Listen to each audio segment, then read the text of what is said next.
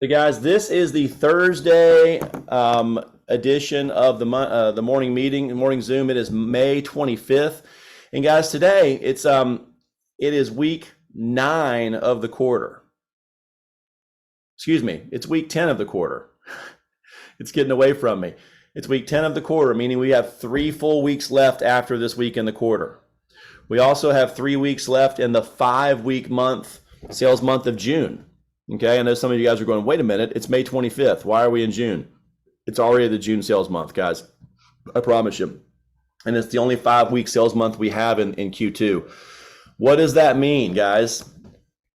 What does that mean to us as far as earning bonuses? Extra week to hit the same monthly bonus as a 4-week. We got an extra week, guys. If you normally have 4 and you get an extra one, that's a 25% increase in hours, in time, in weeks.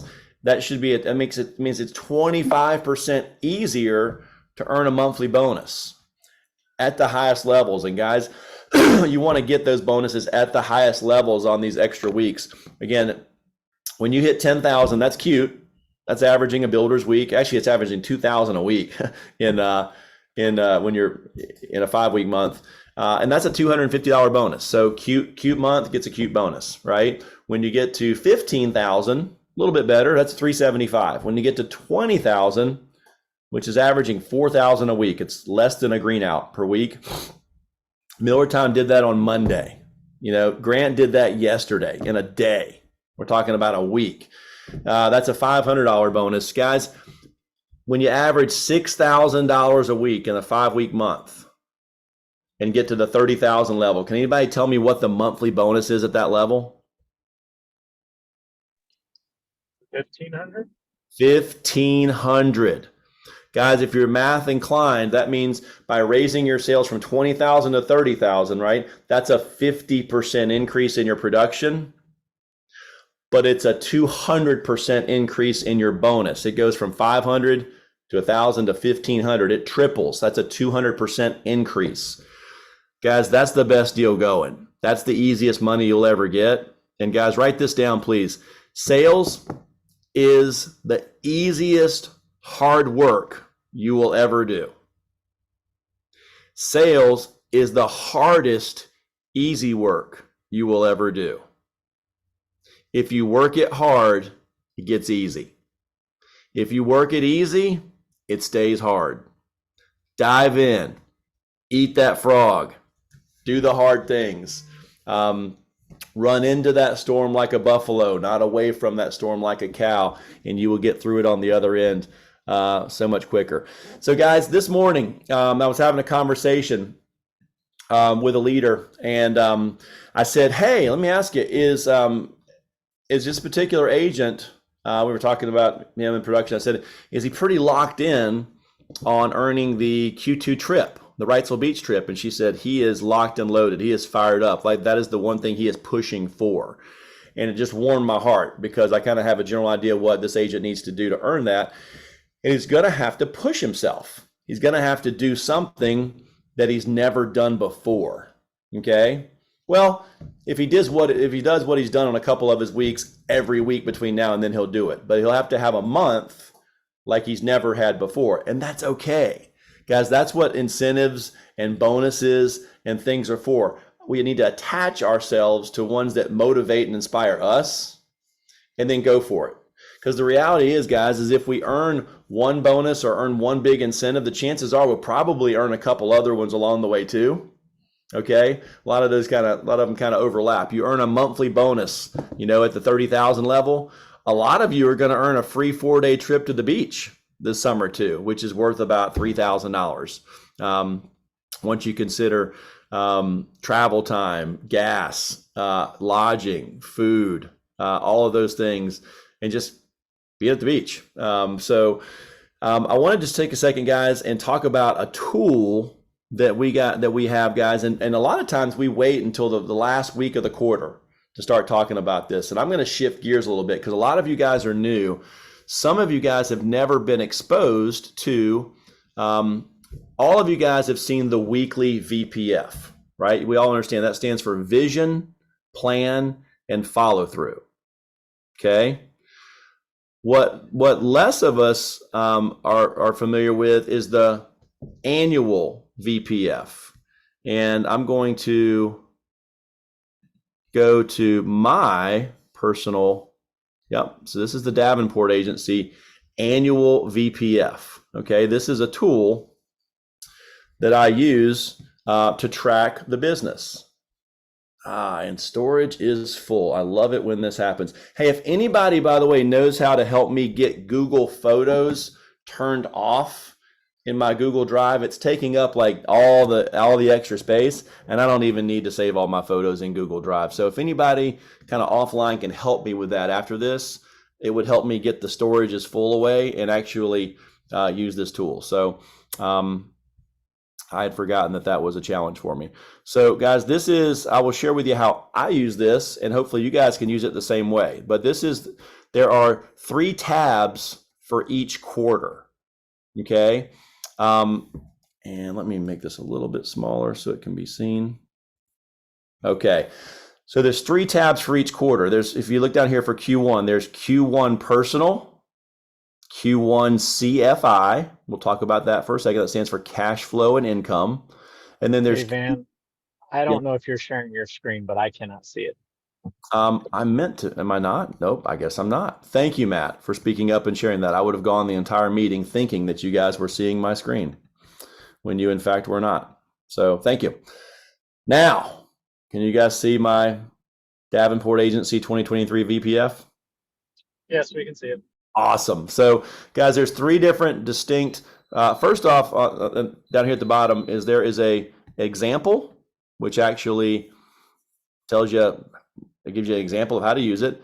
There is a 2023 Family Heritage Calendar, which is right in there for us to use. So it's always good to plan important events out ahead and know what's coming up. So if we're planning the 3rd quarter, it'd be good to know things like the Leadership Academy coming up, the 201 training coming up in June. If you've already been to the 101, you're qualifying for the 201, that's a good one. The Arlington Mid-Year Meeting, the 5th through the 8th of July, good to know. Train More 1 is the last week of July. Train More 7. Train More 8 would be the week of August 7th. There will be Market Director and Regional Director recognition the week of July 17th. There'll be another 101 training for those of you that missed the most recent 101 last week. The next one's coming up. Mark your calendar now, August 2nd through the 4th. Okay. That'll be the 3rd week of the August selling month. So know about that well in advance.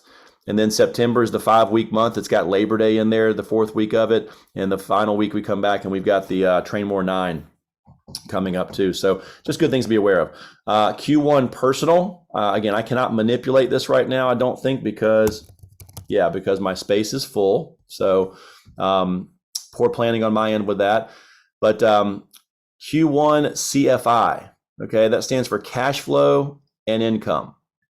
All right, guys. So what this is an opportunity for you to plug in your metrics. Now, before we go and start talking about metrics, guys, I want to talk to you for a second about the value of keeping and reporting good and accurate statistics. Okay, so I'm going to go in right here, right to myself, and I'm going to pull up. Let's see here. If it will let me go, I'm going to pull up Matt Turner. And so, guys, you can pull up your own self. This is where we track every day when we get done with a day. For example, Monday ended. Well, Matt hopped onto the website and he put that he started that day at 9:45, ended at 5:45. He had 25 contacts throughout the day. He took a picture of his goal card. It's all on there. I want you guys to understand that we don't track this stuff and ask you to post it on Voxer and leave us an audio message just to know how your day went. That's part of it, right? Especially when you're new, because there are natural roller coaster of emotions that new people go through with anything new. But it's also so that you can have numbers so that you can know how you can hit your metrics. Matt had 4 introductions where he did not get a chance to get the demonstration in. So that tells us, hey, let's work on that introduction a little bit. so that you can get, when you get to that buying atmosphere, you have some little higher level of interest. You had 4 demonstrations, 1 family protected. They bought 3 applications for $912 a premium. Matt's goals for that day were 25 contacts, hit it right on the nose. He hit his 8-hour goal. He had a 6 demo goal, so he's a little bit shy on that. He hit his family protected. He had 2 policies was his goal. He got 3. Gap goal was 1,000. He got 912. So some of you guys are looking at this going, wow, that's cool. How does he have goals logged in? You have to just go in there at the beginning of each week and you go into your plan stats entry and you just go right in there and plug them in for your whole week. All for Monday, all for Tuesday, all for Wednesday, etc. Pretty quick and easy to do. Some people do it, some people don't. The people that do it typically produce higher. They're more in tune with what they're trying to accomplish.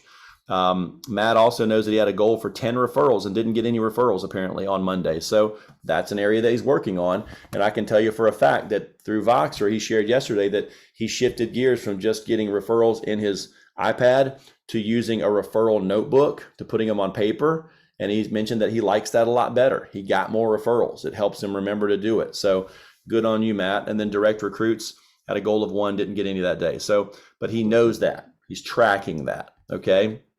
So guys, where I'm going with all this is if you go under reports, you can go to canvassing chart and then click run report. And you got to scroll down here to where Matt started. Matt started in the first week of the May sales month, which was the week of 4/17, my oldest child's birthday. He was 17. And you can see every week of Matt's short career. He's been here for 4 full weeks. Part of his first week, and then part of this week. Okay, guys, just looking at this canvassing chart, I want to pause just for a second. What are some things that you notice? Let's start with his hours. What do you notice about the hours that Matt's put in his 4 full weeks in the business? At least 40 hours or more a week. At least 40 hours. That's right, Gina. He's full-time in it, right? He's not part-time. He's full-time. Matter of fact, all but 1 have been like 45 plus hours. So he's averaging about 8.5 hours a day on a normal week. And he's putting in about usually between 3 and 5 hours on Saturdays so far. If you look, you'll see that most Saturdays he's out there for about 4 or 5 hours seeing people. And he's got production, most of those too. What do you guys notice about his demos? Again, he's been here 4 full weeks, so let's not judge him too much on that half week this week or the first week. But what do you notice about his demos?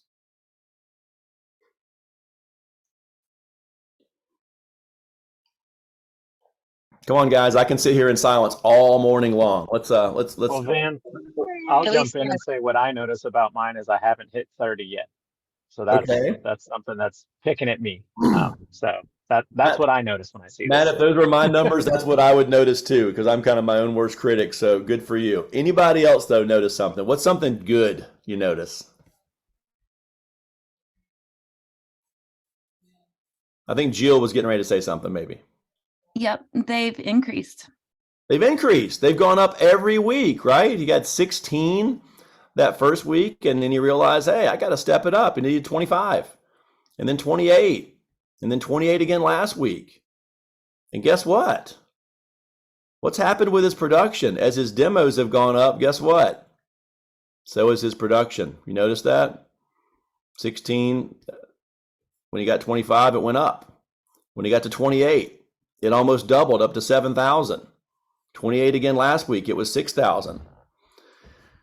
So his demos have gotten better every week, and guess what? His production's gotten better every week. So guys, you can tell a whole lot about what's going on in your business. You can come over here and look and see, Matt can see his demo closing percentage, right? In those first 3.5 weeks, it was 20%, right? Last week and this week so far, it's 17.5%. Pretty doggone consistent between 1 out of 6 and 1 out of 5. Okay, right where you want to be. And guys, if you scroll all the way down, you have your totals. Okay, so up here you have week to week, right? You have each month's totals. You can see what your closing percentage was for a month, average transaction was. His average transaction went from 1,017 his first in May to so far in June, it's 1,139. So it's gone up about 10%. Getting a little bit better at closing on the elite. So guys, numbers never lie. You can tell a lot of stuff from this, and you can tell exactly where you need to zero in.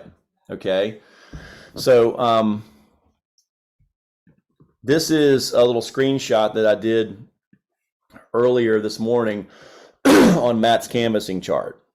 And I want to use this to help you guys understand how to use your numbers to track your own personal metrics. So I hope you'll jot some of these things down here. Things that you need to set goals would be your average transaction. That's how much annual premium you have in an average sale. Okay. Now, Matt's had 24 families protected and 51 policies sold. So he's had 24 transactions, right? Since he's had more than twice as many policies as he has families, that means his average policy is somewhere around 500.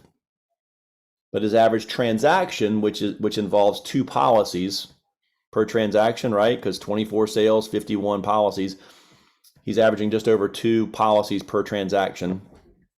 Average transaction is 1,052. His closing percentage for his career so far is 19.2. Okay, that's almost 1 out of 5. Is everybody tracking me on the math so far, guys? If you're not math inclined, that's okay. We have leaders here that are just terrible. Math's not their thing, and it takes repetition for them to get this. But try not to just tune out if you're not and go, I'm not good at math. That's okay. That's self-talk. I'm not the best at math yet, but I'm getting better at it. I persevere. I try hard. I work hard. I will figure this out. And guys, one thing I'll point out there is this is hour to demo ratio. You need to know how many hours you've worked and how many demos you've given. Can anybody tell me how many hours it should take you to get a demo?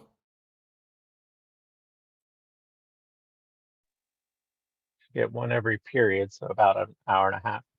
Yeah.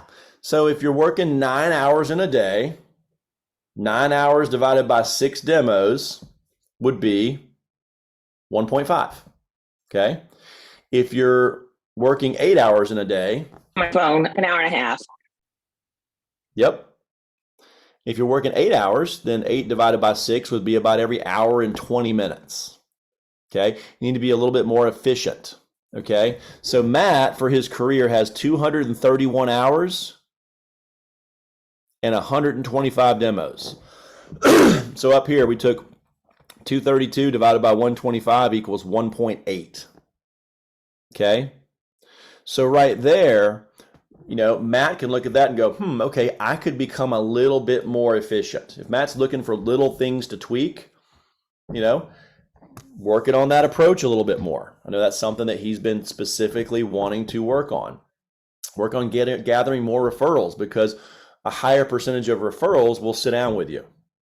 And when you're sitting down with more people, you're going to get more demos in less time. So those are just little things that you can do. But Matt's is 1.8. That's very, very valuable information to have. Okay. So,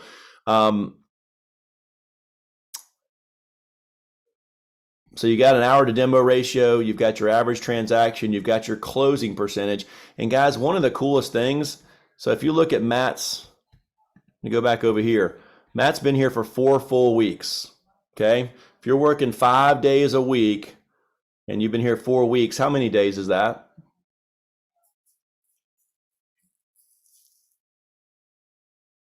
Okay, guys, we're going back to 3rd grade. 5 times 4 is 20. Yep. Come on, guys. Stay with me. We're asking easy questions. So he worked a couple days on his first week. He's worked 3 days so far this week. That's another 5. So he's been here 25 working days roughly. Okay. We're not including the Saturdays, because Saturdays are a little, 3 and 4 hour days. They're not full ones.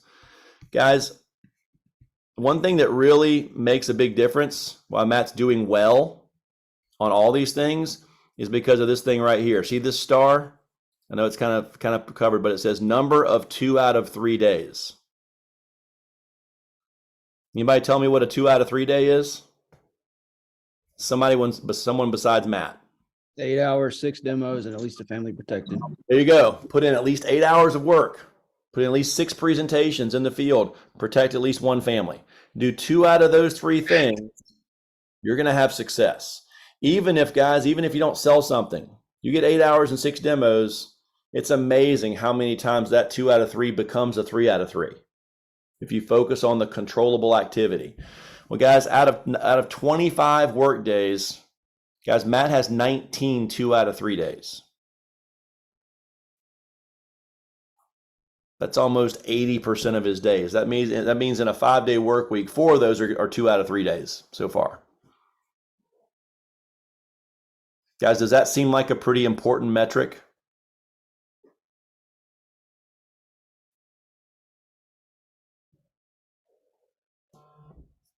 Definitely. Yes, sir. Thank you. Yes. Just always looking for one response. Yeah, it's super important, guys. Very important. It's like maybe the most important thing, right up with knowing your sales talk and using it. So, guys, this is not going to work perfectly because I am out of space. But I know somewhere up here I pulled up my here we go. There is the VPF. But right now, guys, if I'm Matt, and I'm going to have Nicole is going to email you guys this out for everyone. Okay, this is a living, breathing Google document. So when you share it with your team leader and with me, when you edit it, we can all see the edits, which is a beautiful thing. That means we can all work together to help you achieve your goal. But if I'm Matt, I'm going to come over here and I'm going to enter 35% because that's his current contract level. Okay. I'm going to enter under his renewals. I'm going to enter 0.09 because that's the renewal factor for 1%. Matt has a 1% renewal right now. So you want to enter 0.09 right here. Okay. Don't worry about where that comes from. It's just follow the instructions. It's written right there. When you get to a 2% renewal, then 0.18 is what you enter in right there. Average transaction. Okay. Guys, remember what would we put in there for Matt on that one? What's Matt's average transaction? 1,052. Yep, $1,052.90. So you could put 152, 153. Either one of those will work. Okay. You put that right there, 1,052. Closing percentage. What would we plug in there for Matt? 19.6. Yep, or 19.2 or whatever. I think it rounds. So I think it's going to put 19 in there if you did. But yep, 19 would be the closing percentage. That would go right there. And then hours per demo. Anybody remember what that was for Matt? Was it 1.8? 1.8. That's exactly right. It takes him 1.8 hours. So guys, having that information, you can go in here and Matt can say, all right, well, this week I want to cash flow $1,500 or I want to cash flow $2,000. You plug in cash flow right here. That will tell you how much premium you need based on a 70% advance and based on your commission percentage. It'll tell you how much you need to sell. Based on your average transaction, it'll divide and tell you how many families you need to protect. Based on your closing percentage, it'll tell you how many demos you need to do that. And based on your hour to demo ratio, it'll tell you how many hours you need to work. Plug and play, guys. And it tells you, and guys, of all those things I share with you, what's the most controllable thing? 2 out of 3 days. Okay. Of those things I just said, gap, families protected, demos, or hours worked. What's the most controllable? Hours worked. Getting our butts out there and going to work, right? And staying out there, and looking at our goal and going, okay, the goal for this week was 47 hours. It's Friday and I'm knocking off and I'm sitting on 44 hours. What does my business tell me that I need to do? Keep working. Work Saturday. Either keep going or get those last 3 hours tomorrow on Saturday. Okay. Now, guys, if you are Saturday averse, if you don't want to work Saturday, the cool thing is you don't have to. Okay. Might help you get better faster, but you don't have to. But you do need, but when you work a Saturday, because you're unconditionally committed to the controllable activity while being completely emotionally detached from the end result, then what happens, guys, is if you feel that pain of working 3 hours on that Saturday, then guess what happens next week when you've got a goal to work 47 hours? You know what happens during those first 5 days? You make better decisions. You get out there a day or two before the Zoom and get an hour or 45 minutes worth of work in and go meet a few business owners. You work beyond 5 p.m., maybe even and go crazy and go to 6 p.m.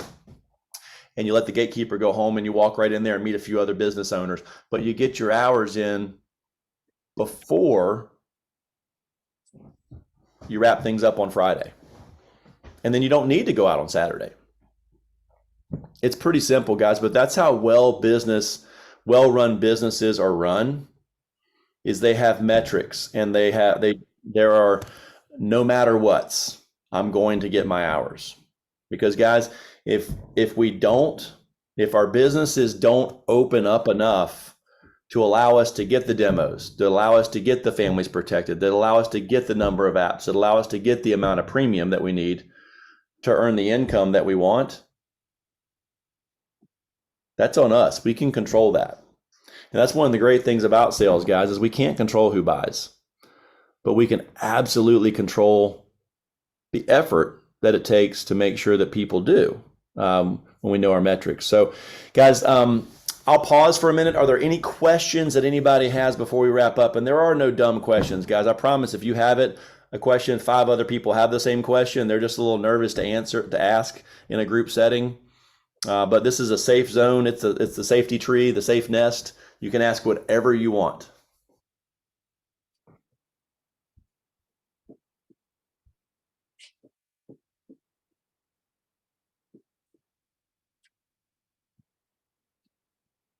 All right, guys, I appreciate you being on today. It is Thursday. Let's take a look at where we're at. Let's take a look at where we want to be. Guys, let's make sure we run right through that finish line. Again, next week is a short week. We will not be having a Monday morning meeting. We will be having a Monday morning meeting on Tuesday. And so I would challenge you guys, if you're somewhere tropical, if you're on a vacation, if you're away with family, man, be present and be there. If you're just taking time off and you're just not working on Monday and your business needs you to, guys, I promise you, there are businesses that will be open on Monday. There are people that you want to get to that will be home, that are normally really busy during the weeks, that will be home on Monday. So take full advantage of it. Okay. So if you can do it, if your business needs from you, do it. Otherwise, man, enjoy your long weekend. We'll see you guys tomorrow morning at 8 a.m. To wrap things up. Josiah is going to have an awesome send off of the week for us. And guys, let's finish the week strong and let's do something today that our future self will thank us for. Have a great day, guys. Thanks, Ken. Thanks, man. Got it. Have a good day. Thanks, Ken. Bye, guys.